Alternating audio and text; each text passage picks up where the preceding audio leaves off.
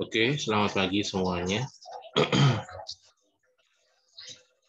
Terus sekarang sudah hari Kamis, lalu besok Jumat. Guru-guru kamu sudah mulai mengumpulkan soal untuk PHS minggu depan. Nah, tugas kamu selain mengikuti pelajaran dan mengikuti nilai-nilai itu, jangan lupa untuk mengingatkan guru kamu soal kisi-kisi PHS, PTS. Nah, kisi-kisi itu sebenarnya penting karena memang seharusnya sih kamu lebih tahu harus belajarnya seperti apa, bukan menyontek ya, tapi dalam arti kamu harus tahu gambaran sekitar soal PHS. Saya dulu ingat waktu pas kursus musik itu kita malah dikasih tahu soalnya, tapi karena kursus musik kan sifatnya harus menguasai. Jadi misalnya materi untuk ujian khusus musik tingkat 1 misalnya, ini harus menguasai lagu ini berapa lagu gitu. Jadi kita udah tahu. Cuma tetap aja itu jadi susah karena kita harus bisa memainkan lagu itu gitu.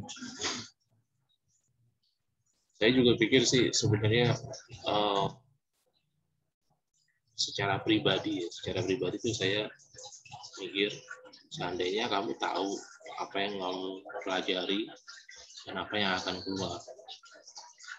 Jadi bukan berarti lebih mudah, enggak. Lebih mudah.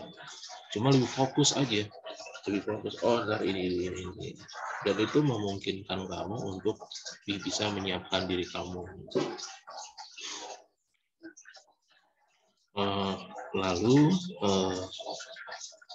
jadwal juga sudah mulai dibuat, jadwal untuk PHS. Gambaran itu seperti ini gambarannya. Kita punya 3 hari PTM. Senin, Rabu, dan Jumat.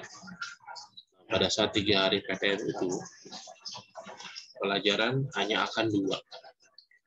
Jadi hanya akan 2 pelajaran. Jadi tetap mengikuti jam PTM, di mana nanti jam 9:30 kamu harus sudah selesai. Lalu saat-saat di luar PTM, hari Selasa dan Kamis, kamu akan ujian 3 pelajaran. Kalau saya hitung-hitung, itu tuh sampai jam 12-an berapa gitu. Lumayan siang sih. Bukan berarti 12:05 ya. Lebih dari itu. Nah, jadi kamu persiapkan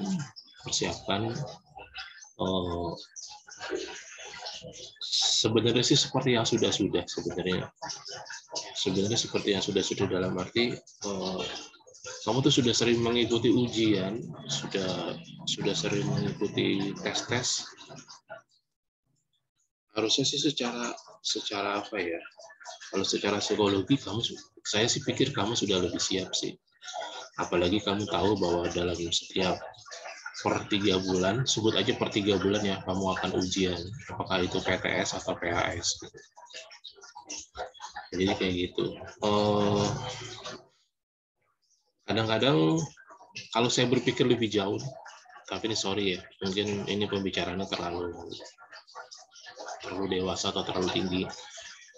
Itu kayak pola gitu, Pada saat PTM pertama kali diadakan, saya stres banget. Tapi yang saya jaga satu sih, saya mesti memastikan saya bisa tidur dengan baik. Saya mesti berangkat pagi, bangun jam 4-an sampai segitu. Stres dalam arti bahwa bukan berarti stres mengganggu, enggak. Tapi karena saya harus menyesuaikan diri terhadap situasi itu. Saya kan ada tugas kan dalam PTM kan. Jadi saya mesti sampai sekolah jam 6, kurang lah, jam 6 lah gitu. Jam 6 kan rumah saya kan sekarang jauh di Cijantung. Jadi saya nyesuaiin itu.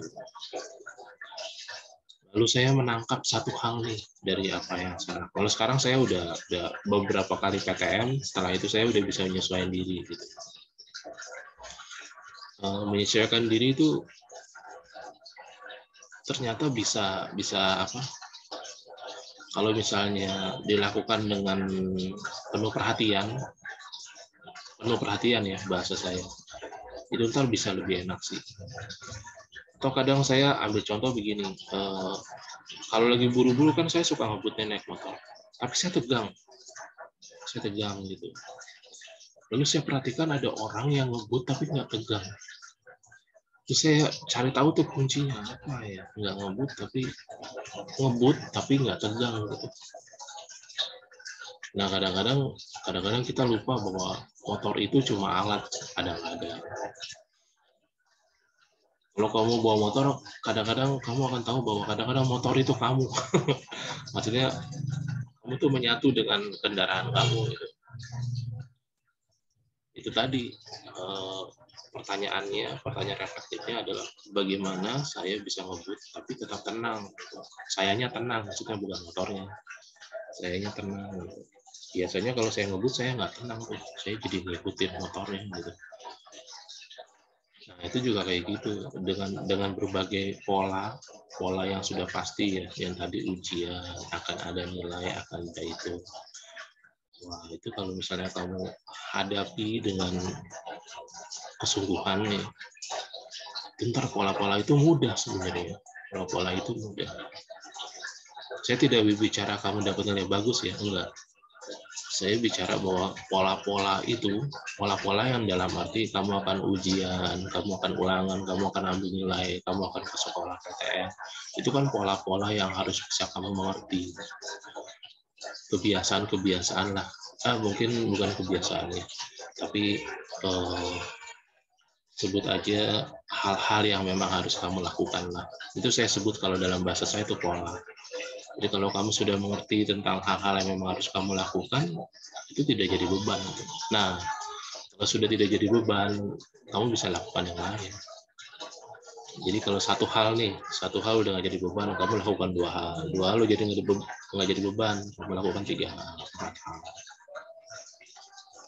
Itu kita luar biasa kok. Maksudnya sebagai manusia kita luar biasa karena kita bisa menyesuaikan diri dalam keadaan apapun gitu. Kalau memang ada kuncinya, dan kunci itu harus kamu temukan sendiri. Jadi nanti kamu jangan heran ada orang yang ikut kegiatan ini, tapi pelajaran tetap bagus. Nah, itu kayak gitu. Satu lagi, jangan lupa mengatur strategi ya. Kadang-kadang saya merasa bahwa ujian itu tentang strategi. Ada beberapa pelajaran yang kamu tahu kamu bisa, ada beberapa pelajaran yang kamu tahu kamu nggak bisa. Cuma bukan berarti bahwa kalau kamu nggak bisa, nilai kamu jelek. Bukan berarti itu. Itu ada caranya itu. Caranya contoh caranya. Ujian itu belum ditentukan apakah online atau offline, belum ditentukan. Nah, dengan itu kamu bisa manfaatkan dengan baik. Kalau misalnya offline, apa yang harus kamu lakukan. Kalau online, kamu tahu apa yang harus kamu lakukan. Sekali lagi, nilai kamu di semester 1 nanti akan ke-print dan akan berlaku seumur hidup kamu, dan itu tidak bisa berubah. Jadi makanya kamu perlu strategi. Satu lagi, sorry. Kalau kondisi kamu sedang tidak baik, mungkin kalau kamu nggak olahraga, perhatikan tentang obat-obatan dan suplemen yang bisa kamu makan lah, apa gitu. Oke, saya rasa itu aja. Persiapkan diri kamu dengan baik. Kalau kamu mempersiapkan diri dengan baik, kamu akan mendapat hasil yang baik. Persiapkan diri dengan baik, kamu akan mendapatkan hasil yang baik. Kamu tidak mempersiapkan diri, kamu tidak siap. Nah, itu kayak gitu. Oke, terima kasih sudah ikut perwalian. Nanti ini akan ditonton oleh teman-teman kamu yang nggak ikut perwalian juga. Oke ya, thank you, bye-bye. Selamat hari Kamis. Thank you ya. Terima kasih, Pak. Iya.